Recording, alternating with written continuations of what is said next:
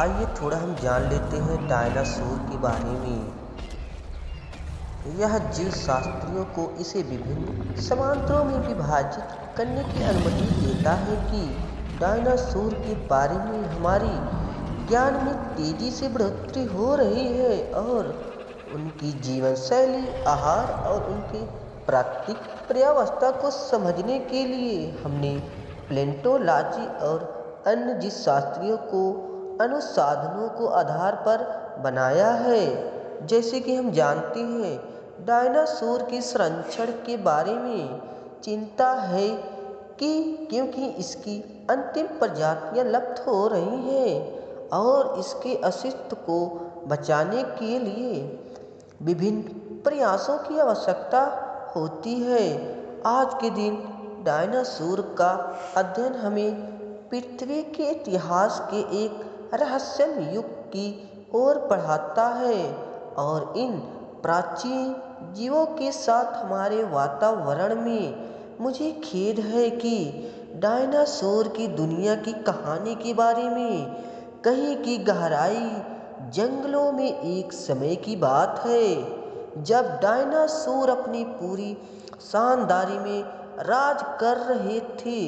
यहाँ की एक छोटी सी डायनासोर ने नए दोस्त पाए और साथ में खुशियाँ बाटी भरी मिलकर खेतों में खेलते हुए और अपनी मित्रता को मजबूत से बनाए रखते थे। और हालांकि एक दिन जंगल में एक अजीब सी ध्वनि सुनाई दी। डायनासोर ने अपने दोस्तों के साथ मिलकर कहा कि और बढ़ो और वहाँ उन्हें एक नया भूतपूर्व दुनिया का दर्शन दिखाई दिया। यहाँ उन्हें अनगिनत रंगीन फूलों, आसमानों में चमकते सितारे और नए प्रजातियों के साथ जादू सा महसूस हुआ कि इस नए स्थान में डायनासोर ने नए दोस्तों के साथ साझा किया और एक नई पहचान बनाई।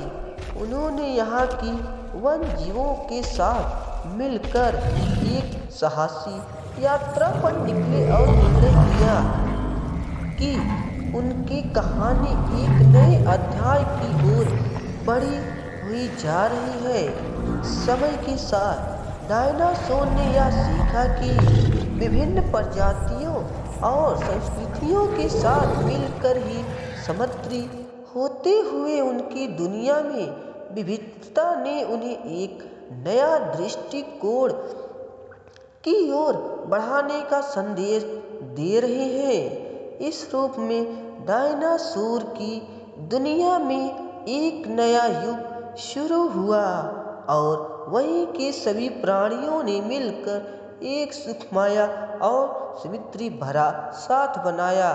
डायनासोर की जनसंख्या धीरे धीरे विलुप्त हो रही है क्योंकि हमें अब देखने को बहुत कम दिखाई देते हैं।